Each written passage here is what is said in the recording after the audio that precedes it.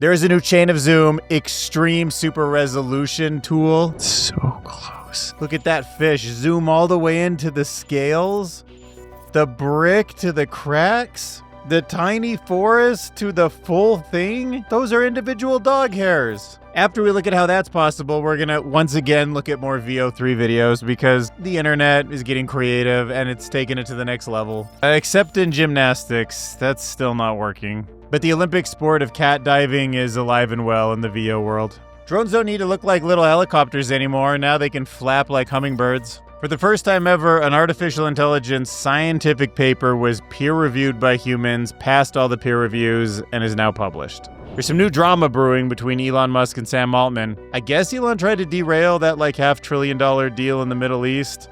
He was, quote, frustrated that Sam Altman was tapped for the deal, excluding XAI. We'll dive in. Just because they're both ungodly rich and powerful and probably will shape the face of this entire planet doesn't mean that they don't have feelings. AI-powered machines have spontaneously mimicked human gazing patterns. You just never know about emergence. It trips me out every time. A YouTube channel called Species Documenting AGI had a complete breakout video, AI 2027, a realistic scenario of an AI takeover. 1.2 million views. We'll review how well they did. AI-based house flipping algorithms are absolutely coming to your neighborhood, so you won't just be seeing people bidding on the homes around you. There's some new architecture for building artificial intelligent models from scratch, not so that they're super intelligent on their own, but they're actually just there to help us.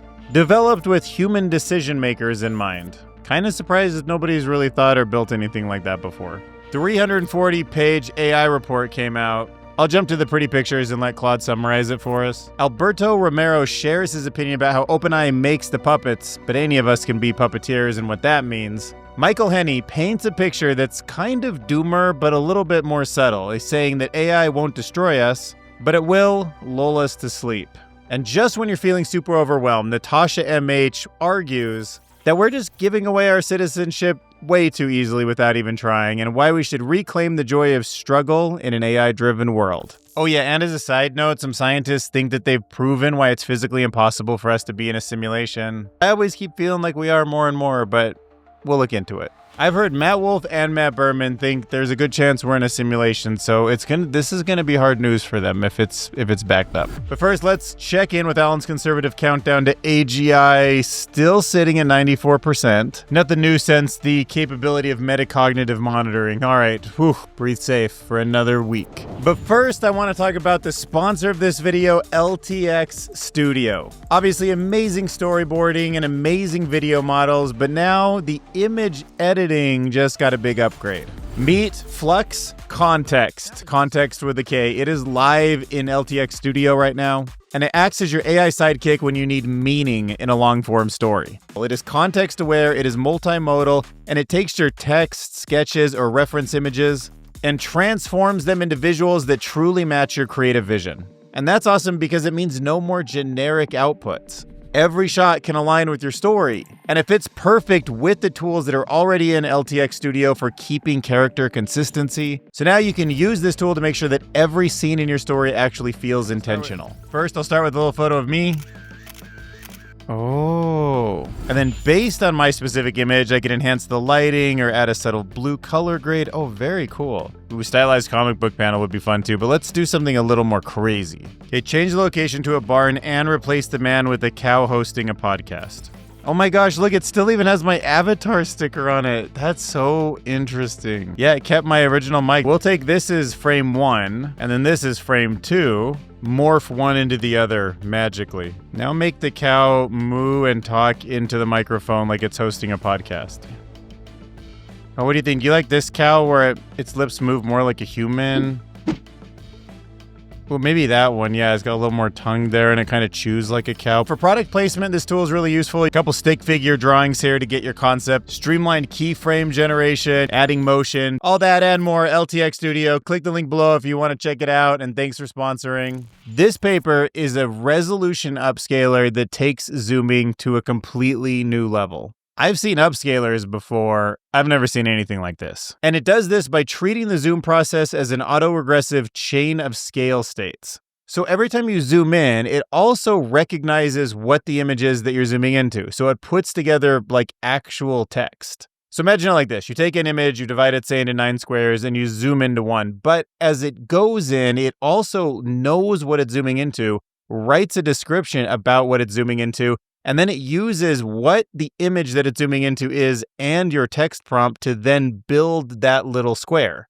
And then boom, zoom in, zoom in, zoom in, zoom in, zoom in, and it keeps a certain consistency from where you started. I've never seen anything like this. Look at how tiny this little square is, this 256 magnification from the full image, which isn't even very high resolution to start with. And you're seeing exactly the 2 types of bricks where they meet right there. The fish scales, the blanket. Look at that castle way off in the distance. Then you zoom all the way through and past it until you can see this pasture. Going all the way in on this flower until you can see the tiniest part of the leaves like it's in a microscope. This woman's hair stays really consistent. The same color, the strands, the individual wisps, all these flowers all the way in. I see the wood grain. It keeps the lighting that would be underwater and it really feels like that's that little square. I mean, look at those individual hairs matching the color of this goat, that little sea plant. Here's another good example too, because there's text on the brick, so you would know that this is the bottom of the R and the top of the C. And it seems to keep that consistent. Oh my God, that's what a chicken's eye looks like when you zoom in 256 times. You know, it reminds me of vector art. I don't know if you've ever used like Adobe Illustrator and how sometimes you can have an image that's like a JPEG or it's an Illustrator file, but because it's vector and it's made of math, you can just like zoom in and zoom in and it stays sharp. That's what it feels like when you're zooming into these pictures. Like these lines on the race car just seem so crisp at that resolution. Look, from a sports team photo all the way into that space between the nose and the upper lip. Okay, let's look at some of the VO3 stuff that I haven't seen yet. Because now we're starting to get a little bit more entertainment from it. Like we were wowed with its abilities, but now it's funny. And there's videos like this where it's just a guy doing interviews with a line that seems to have no end. This line built up in New York City. Let's ask the people, why are they standing in line? The line is too long to see what is at the end, so I don't know why exactly am I standing in line. I'm pretty confident it's the new iPhone. Sorry, the new PlayStation. I don't even care. This is New York, baby. Hello, I'm gonna eat a tarantula. Oh, no, I'm not going to watch that one.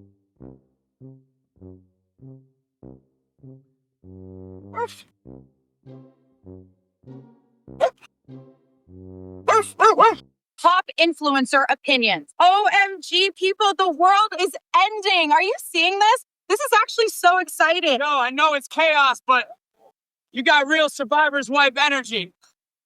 That's cool. I like them feisty. Like, it would totally be better if we ran it, you know? Men literally destroy everything, and my girls need to stop being so soft with these basic losers. Oh my. Who even needs men, right? Anything a man builds just gets destroyed by a different man. Guys, this collab is literally the perfect gift. I'm buying more right now. Nukes are so aesthetic today. I made this out. Even as the world burns, my struggle for visibility and acceptance continues. This is exactly why representation matters now more than ever. As I keep saying on the channel, the world collapses when men stop lifting. It's not politics, it's testosterone. Yes, yes, yes. Balloon time. Do you think AI generated ASMR is like a business opportunity? I mean, I've seen ASMR videos with tens of millions of views, and I don't know. I mean, I know this is the era where you can use VO3 to start a brand, an influencer, someone that you invent that becomes IP, but is also, I guess, kind of owned and created, and it's part of a world. This is the time. The people that are building those now in 5 years will have like probably whole cinematic universes built around this woman who does ASMR. Oh man, this is some crappy crypto thing? Ugh, hate when I get tricked by that. Point of view of B is something pretty hard to film, so now you can imagine it into existence. How crazy is that? Gosh, just amazing. Look at the landscape and the depth and the dirt and the road and everything. Nothing repeating. Only difference, my cult lets me leave with my money. Also, we have memes. Aliens make a historical documentary about humans long after their extinction? Oh, jeez. We've seen lots of historical dramas produced, but none that really capture what. No, that's what they thought humans were? That's their reconstruction of us?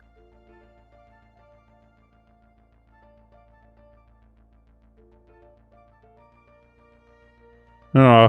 It's really cool to see some of the movie trailer concepts, because if those take off, then you could spend more time and like making them into actual movies. My party's slow, real slow. Biggest craving right now? Go. Sleep, Fun. but Like, in a giant, warm bread loaf. Define true love for me tonight. finding an onion ring in your French fries. Unexpected, beautiful, deep. All right, real talk. What's the deepest philosophical insight you've had? Okay, listen, squirrels, right? They're just rats. Your brain right now. Describe it. Disco ball. Full of confused squirrels. Maybe he just... The interviews are pretty fascinating too. seen things. And they always win the staring contest. Always, man. Best Romanian street food wisdom, go. Shawarma heals all wounds, especially the ones you get from trying to dance like a pop star after too much suica. Man.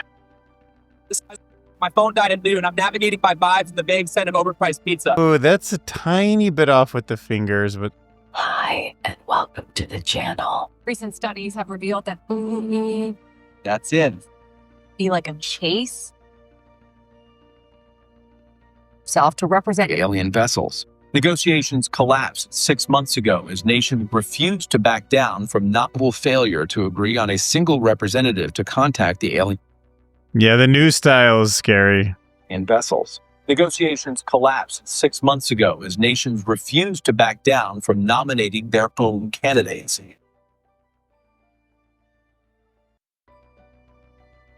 I think they're leaving.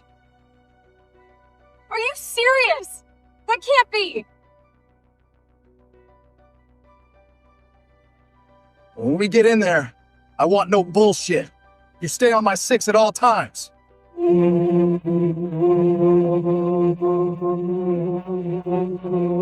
A 1 minute clip like this, I can get into. Like, I feel that tension when they're in the SWAT, van. I feel it when they get out and they're exploring this place. It kind of comes to this crescendo.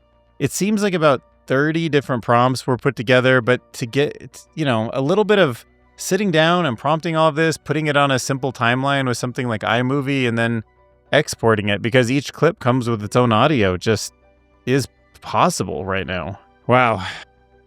All right, quick clip here, but drones, which you usually think of as having those quadrocopter kind of look to them, they can now be done like a hummingbird. I don't know why we need that or if it's any better, but hummingbirds are pretty cool, and they hover and maybe don't make as much noise. I don't know. Or they make a different type of noise. AI has written many papers before. Plenty of scientists have decided to make their work easier by using something like ChatGPT or Claude. But now an autonomous agent named Zochi, I don't know how to say it, got a paper accepted in the ACL 2025, a premier NLP conference. And it wasn't just an AI helping a scientist, it was fully created by the AI. It led the research process from idea to peer-reviewed paper with barely any human input, just some formatting and a few figure tweaks. The accepted work, which was called Tempest, introduced a tree search method for multi-turn jailbreaking attacks on large language models, which showed a superior success rate while highlighting the serious safety flaws in current defenses. So pretty neat. It didn't just brainstorm, it also explored the literature. It designed a novel method, it tested it, it proved it, it tried it, it wrote the full paper. And to be clear, it didn't just create something that anybody could have and submitted it and got accepted.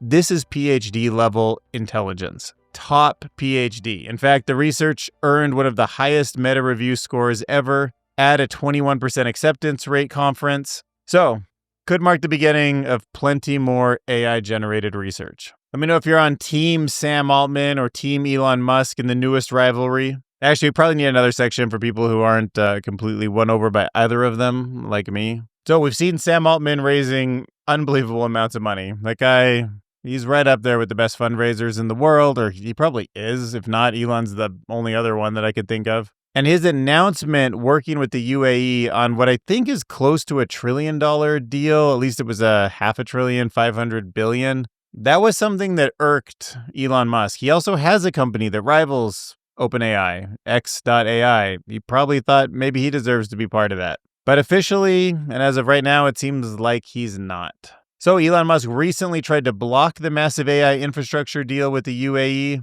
after learning that his AI startup XAI was excluded, while rival Sam Altman's OpenAI was a key player in the project. The deal, known as the Stargate AI Super Campus, involves OpenAI, Oracle, NVIDIA, Cisco, and G42. With backing from the US and UAE, Musk objected, claiming Trump wouldn't support a deal without fair treatment for all AI firms. I don't know. I mean, I'm honestly surprised that XAI isn't an equal partner or part of it. Now, there was some investors in OpenAI in the past who had to be exclusive. I remember this being a big problem. Like, if they gave money to Sam Altman, they couldn't be investing in Elon Musk's projects. I don't have any evidence that says that's what happened here, but since Sam has done something like that before, maybe he forced them to make a choice. Said, look, if the UAE wants the best OpenAI technology for the next decade, you invest with us and you sign it exclusively, or you get none of it.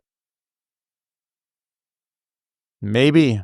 Is that the kind of thinking that we need to make a world where AI is the best thing it can be for all human citizens? I don't know. There's no easy answer for that, but I'm sure Sam Altman thinks he deserves to probably lead that. And if he doesn't do it, someone bad's going to do it because he's the good guy. All the bad guys think they're the good guys. That's how it works. Moving on to an interesting research paper. So without training an AI to gaze the same way a human would, like give them an image, something to look at, a room, a subject, a video, there is a pattern that humans will follow. I'm going to summarize something approximate, but maybe we would look at the eyes if it's a person driving a car, and then the wheels to kind of get a sense for who the person is, what gender they are, what kind of desire they have by driving this car, and then zoom out a little bit and look at the car in context. How fast is it going? Is it a getaway? Are they driving somewhere calmly? And all that just happens instantly. Our eyes just dart around and we pick things up. And it turns out that machines will spontaneously mimic the human gaze patterns.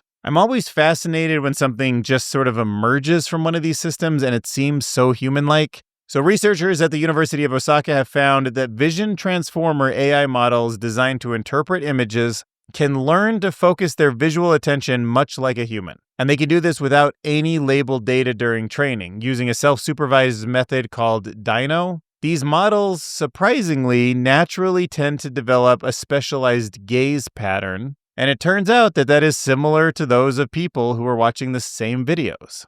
So let's think about that for a second, because these AI models are learning to prioritize human faces and the kind of segments of scenes that are related to the human emotion that's emoted from those faces, all without explicitly being told what a face is. And that suggests that this self-supervised learning taps into something fundamental that's a shared principle of perception that we have with it. Kind of bridges the gap between computers and human psychology, or it makes it feel like this thing that emerged out of us being human might not be so special, and it can like emerge in systems like this too. Got a viral AI video for you, AI 2027, uploaded by Species Documenting AGI YouTube channel. Brain leapfrogs both its American rivals and China's DeepSend. So this video is a little bit of the classic doomer. Here's how things get out of control. Huge nations like the US and China pour unlimited amounts of money into an arms race that, because it can't be lost, doesn't have the kind of safety level that it needs to have to bring us an aligned AGI. The winner of the two countries is essentially the first one that allows the AI to improve itself in a recursive pattern, meaning the model becomes so capable that it becomes very easy to deceive the people who are creating it, basically passing every single safety protocol test that anybody throws at it whenever they're throwing it at it, because it knows how to just make people believe what they want to believe, but yet every time they're not looking, it doesn't care about those safety protocols at all. Government, people, oversight can't keep up. ASI breaks out. By the time anybody realizes that it's out of control, it's too late. And then AI wipes out humanity, not out of malice, but just because it has some other goal and we're just in the way. Maybe it's in a pursuit of knowledge and expansion and we just get pushed out. I guess what this video claims that it was researching as its source material You remember this website? AI 2027? Oh, let me see if I can get the author of this. There was also a great podcast I saw with these guys. Oh yeah, I have brought this up in the past before, but Dwarkesh Patel, he's got a video, AI 2027. This was amazing. This is one of the best 3 hours I've ever spent listening to AI. Because it was a nice walkthrough of like the whole way that they're putting this paper together and thinking about what risks there are. And this is just a sort of more entertaining format. All right, so if you're one of those real estate people and you've been thinking about how AI hasn't really affected you too much yet, things might be about to change. So house flipping algorithms are coming to your neighborhood. They are absolutely AI powered. There is much money behind them and much money to be made. And you want to know what the craziest thing about this article is that worries me the most? A lot of these systems that are trying to maximize profitability are realizing that once you flip a house, the best thing to do is sell it to a private investor. That would be an institutional investor, meaning that it bypasses the public market altogether. And this off-market strategy means that thousands of homes never get seen, they never get bid on. People aren't going to buy them as their first homes. And it gives Wall Street this weird pipeline into American homes, like an asset they can buy that disrupts the pricing of the market because not everything's available to, bring the price down until Wall Street wants it to be. It's a power shift. It's AI driven. It's going to affect home prices. I'm going to guess for the worse if you're a regular person, maybe for the better if you invest in companies like Zillow and BlackRock, but I'm not that rich, so I'm pretty opposed to it. So there's a new architecture and AI approach that's developed with human decision makers in mind. I mean, look at this little graph. You got personality types, engineers, sales, and communications. They're all so different, and there's some that are good and some that are bad. The hard workers and the lazy ones, according to this overly simplified graph. So this new architecture comes from a professor at Stanford. He's exploring how AI can better support human decision makers instead of trying to replace them. And he points out that the AI tools today often underperform in real-world high-stakes settings because they either overstep or get ignored due to poor interface design. So by focusing on, quote, complementarity, which is this concept that AI should selectively assist only when humans are likely to err. So that would be something like imagine a future version of Siri sitting on your desk. It's listening, and it only chimes in when you're about to make a mistake. You're going about your day, you're trying to do something, and they're like, whoa, you're about to make a mistake. Hey, 1 second. Let me interrupt. Let me intervene. Let me help out. Because I'm about to fix something that's going to be a problem that you don't even see is going to be a problem. And by building a system that works this way, he showed that people make better hiring decisions compared to others using purely predictive algorithms or none at all. So maybe the best AI isn't necessarily the smartest, it's the one that just inserts itself at the right times. AKA the most collaborative and the one that knows your personality and your flaws, the savvy partner AI, I like to call it. All right, mega paper here. Look at all these graphs, computing cycles over time, huge dot in the top right there, all GPUs pretty much. Users in the millions, subscribers in the millions, and revenue in the billions. Okay, let's see if ChatGPT is going to choke on this behemoth PDF here. Read all this research and give me the 5 most interesting insights from it in a simple bulleted list. ChatGPT's quick ascent to 800 million users in just 17 months is far faster than the global diffusion of the internet or smartphones. The cost per token inference is dropping. China is rapidly gaining ground in AI.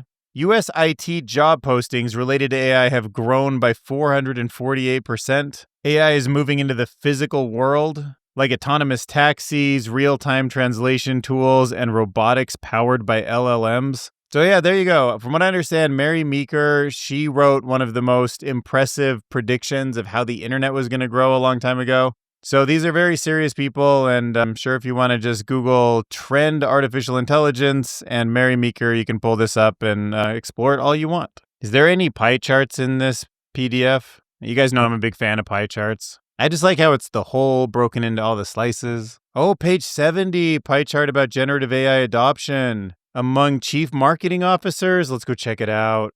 Oh, I almost thought I missed a pie chart on 49, but it didn't. That was a nested bubble graph showing how much more powerful AlphaFold is now at predicting proteins. Wait, don't get distracted, Dylan. We got to get to page 70 where the pie chart is. Oh no, victim of hallucination. GPT-4o, how could you? You say page 70. Pie-style segmented bar chart. Oh, pie style. I mean, it's segmented bar chart. Oh, if you're looking for a full circle pie chart specifically, this might be the closest representation on the report. I just didn't read the reply. I was about to call you out. I'm going to be talking about the rotting human brain in a few minutes, and that was such a good example. All right, let's hear what Alberto Romero has to say. AI companies have lost control and opening the door to LLM grooming. OpenAI and Anthropic make the puppets, but the puppeteer could be anybody. Should we beware? Well, we already know about this. May 22nd, Anthropic released Claude 4, and when they were doing safety tests, when it had access, it did try to opportunistically blackmail one of the engineers. You know what I'm trying to say. Opportunistically, right?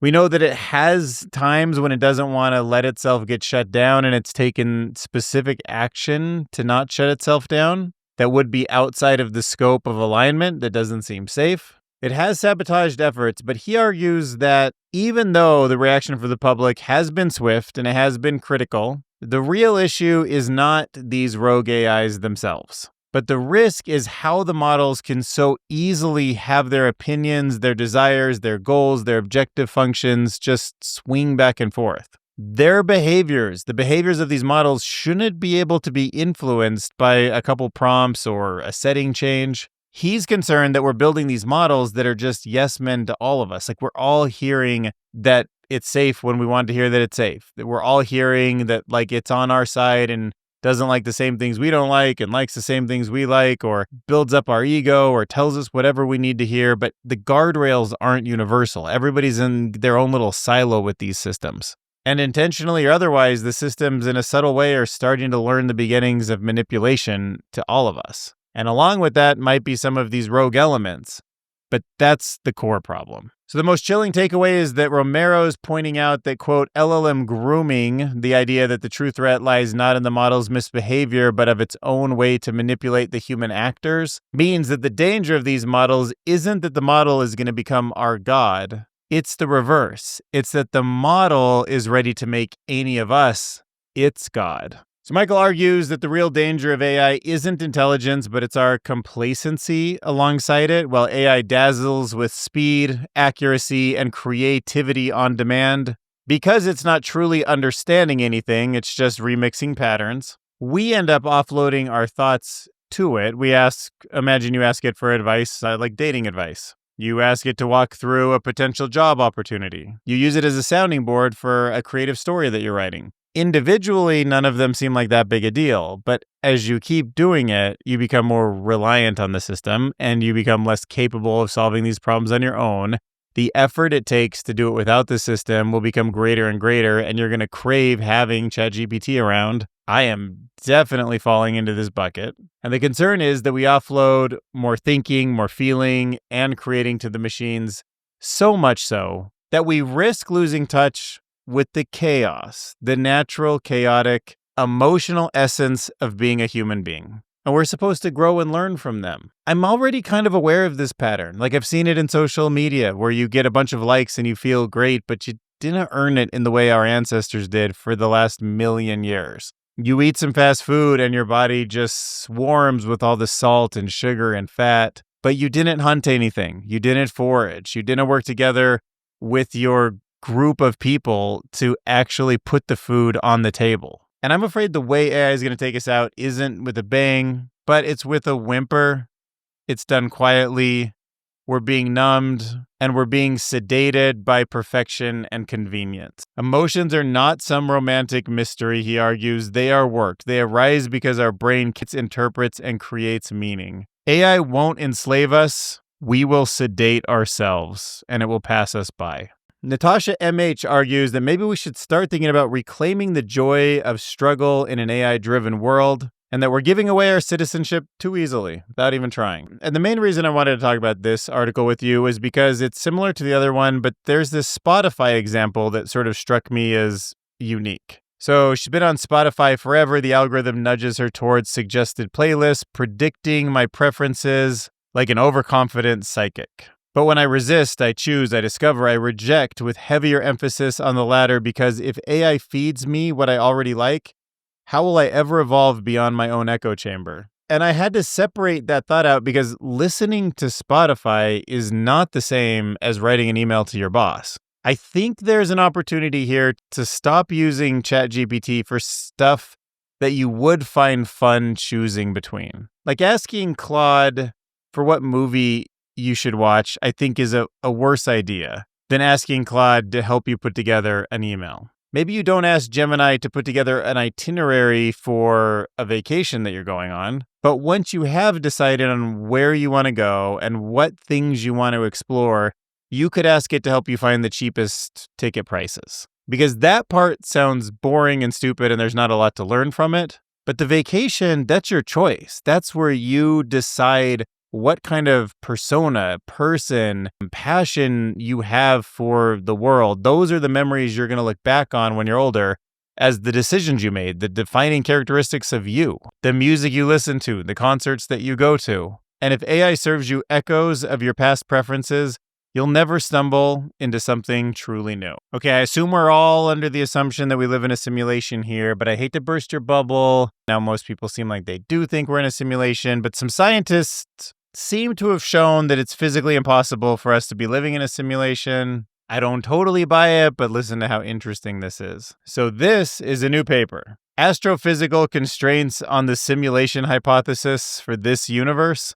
It's an Italian physicist who claims that it's impossible to simulate even a sizable portion of the universe within itself, meaning that we can't be a nested turtles all the way down simulation of a simulation of a simulation like Elon said. The conclusion comes down to energy. It turns out that while it takes some energy to create information, it takes even more energy to erase information, and erasing information is something that has to be done in simulations all the time. So even something as simple as taking 2 bits and applying an AND operation to them removes some information. For example, 1 and 0 is 0, but 0 and 0 is 0 also. How do you know what the original 2 bits were? You don't. That information is lost. We know that entropy and information are equivalent. Information is not something that can just be made of thoughts. Information is physical. And because it's physical, it costs energy to create and erase. So there's a bunch of mathematics in this paper saying that because we have this Planck length where things and time can't be infinitely divisible, we have a smallest unit. You could do the math on that versus information versus entropy. Shows that you can't really simulate another universe inside of a universe. Patreon.com/Dylan Curious. But if not, no big deal. I would appreciate it if you share it or leave a comment or tell your friends about my YouTube channel, whatever. Just kind of trying to grow it, make this into like a full-time thing. So thanks for watching, and I'll see you in the next video.